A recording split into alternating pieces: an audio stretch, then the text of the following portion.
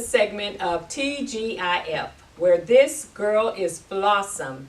I am your host, Pastor Vicki Roberts of LIKE, Living in Kingdom Excellence Ministries. We want to talk today a little bit about a serious matter, a subject that seems to be the theme nowadays, domestic violence. We all know that October is Domestic Violence Month. We're in December. It never stops. It never ends. We always have to be aware of the resources and the services that are available to persons who find themselves in a domestic violence situation. Sometimes you don't even realize that you're in a domestic violence situation because you don't really know what it is. So we have Sally Daniels with us here today. She is the Executive Director of Future Hope and Healing Center. Yes, in Lake Worth, Texas. And I'm so excited to have her with us today. I think we're going to get some good information today, and we want to offer you something that you can use. Hello, Miss Sally. Hi. Thanks How for you having me. doing? I'm great. Good, good, good. Tell us a little bit about yourself. I have a master's degree in counseling, so All right. I'm a counselor. Mm-hmm. I've worked in the field of domestic violence for 21 years. Wow. I knew when I was in grad school and the lady came to tell us about one of the shelters, I knew that's where God was leading me. And so I know beyond a shadow of a doubt that Wow. this is my God-given gift to work with victims of domestic violence, and never burned out. And I Don't get tired. I don't get tired of it, and it's my passion. It has to be. It has to be a passion. It has to be something that we love to do. Yes. How are you servicing the communities? Do you have a program that you can offer people, or how does Future Hope and Healing Center work? We do have an outreach office, Okay. and so we can see clients in the office. We do counseling. That's a requirement, 12 weeks of counseling minimum. If you come to Male counseling, and female. When we think of domestic violence, sometimes we think of just women. just women. It's male and female. We only see women right now, Okay. and it's because of the safety of where our office is. Okay. Okay. We're upstairs. There's one way out down the stairs or jump over the balcony. Right. And God so, forbid. right. No jumping. And so currently we only serve women. When we get moved to a different location, we will serve men and women. Okay. So, Okay. And the children. Oh, great. Okay. How many families have you served so far? Who have come into the office, probably about 15 to 20. Okay. How long has Future Hope and Healing Center been in existence? We've That's had the question. We've had an office for just a little over 2 years. Okay. Okay. So okay. we got our state nonprofit just a little over 3 years ago, and we've been in an office for 2 years. Great. Fantastic. So tell us about what you do. What do you do? How do you service the people who need your assistance? The number one thing is counseling, and we start out with education. We don't want people to be back Right. a second or third or Right. fourth time. So we start out with education. What is the cycle of use? Mm-hmm. What are the red flags? Where can you get assistance other than what we can offer, so that you can get your basic needs taken care of? Give us some red flags. Red flags: controlling your thoughts, telling you that that's not right, or you shouldn't think that way. Isolation. Always isolation from your support Wow. system. That's Okay. usually one of the first things that happens. Is your friend hit on me, so we can't be friends with her anymore. Right. Your dad doesn't like me, so I don't want you to go see your dad because I heard him say he doesn't like me and he hopes we get divorced. Those kinds of things. So Yeah. isolation. Really just trying to control your mind. And it can be anything from God said to that's just the way it is. I'm the head of this household and you'll do what I say. Right, right, right. So we get a lot of, and then just in the business that I'm in, I see a lot of young ladies who are going through this very thing that we're discussing right now. I mean, young, like 20 years old, they have babies. Right. They have children, and they're in boyfriend Right. situations, and they don't know how to get out. It's difficult to get out. Mm-hmm. Number one, where is she going to go? She's Right. got kids. Mm-hmm. She's going to have to pay for daycare. Mhm. He's threatened to take the kids from her if she Mhm. does leave. And the really sad thing is that that's the most dangerous time in a Absolutely. relationship, is trying to leave. Yes. 40% of the women who were murdered the last Yeah. several years Mhm. by their intimate partner were either in the process of leaving or had left within the last two to 3 weeks. Wow. Wow. So it's not a safe time. Right. So how can they reach out if they do reach out? How can, I know it's like confidential stuff. Right. How can somebody reach out and nobody knows that they're reaching you? You have to know where the services are. Okay. And unfortunately, when you call a shelter, 39% of the people who call a shelter, and that statistic has been for several years, they're told the shelter is full. Oh my There's goodness. no place to go.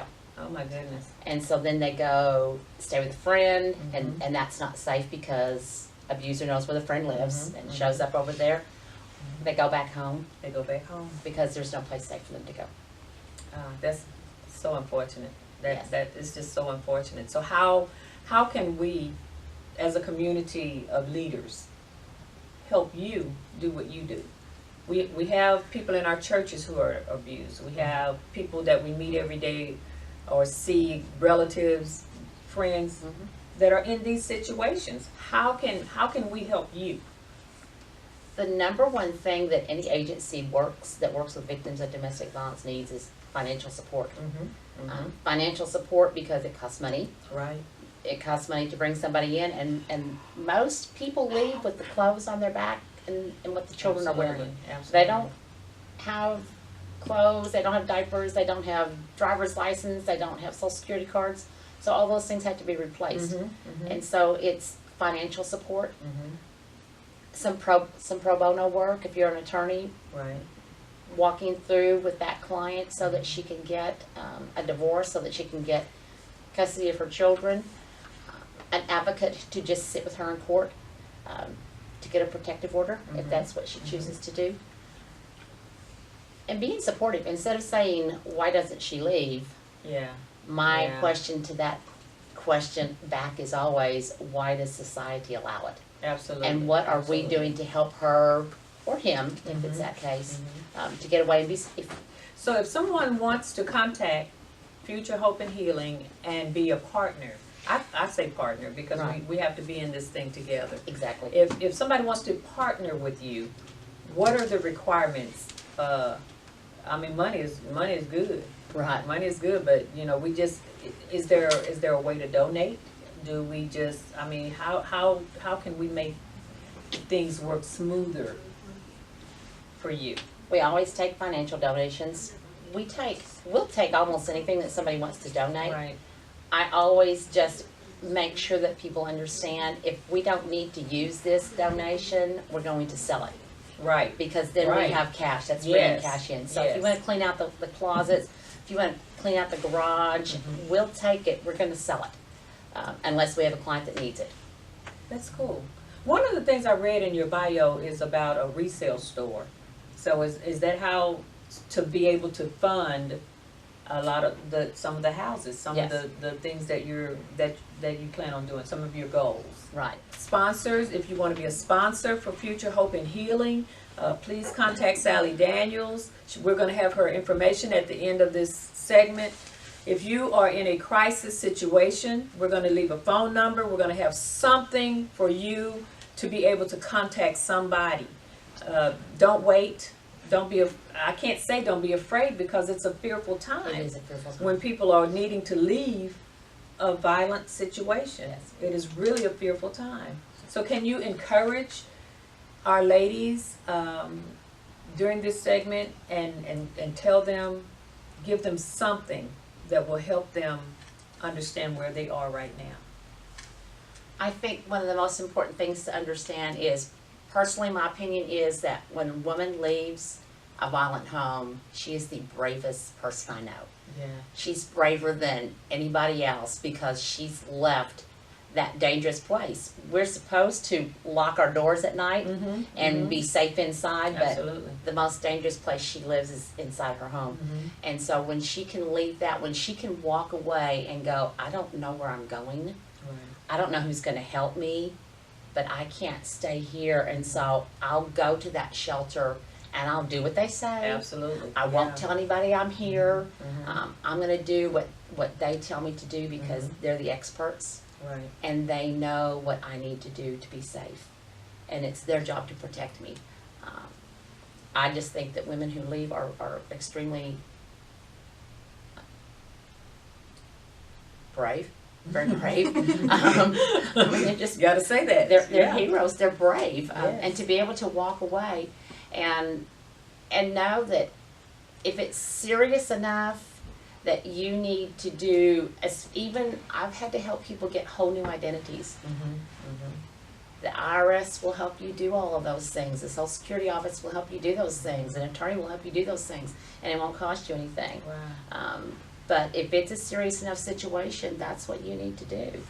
Right. And so you start again, but you start in a safe place Mm-hmm. instead of in a dangerous place. And sometimes it's good to start all over. Exactly. You know, it's good to start again. Yes. Fresh, something new, renewing our minds and just regrouping, because most of the time there are children involved, Yes. and our heart goes out to those families who are in these situations. They can't get out, yet my babies are here. Right. So that when you say brave, it takes a brave woman to grab those babies and get up out of there.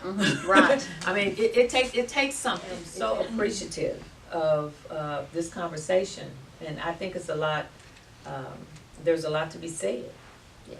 There's a lot to be said about domestic violence and those who find themselves in that situation. So I want to thank Miss Sally Daniels for taking the time out on this rainy night and coming to give us some information. We want to do what we can to support the vision. Thank you. And one of the ways we can do that is to make donations, find sponsors, make referrals. If you find yourself in this position, please see the credits at the end of this segment. I am Vicki Roberts. This is Miss Sally Daniels, and we thank you for joining us this evening.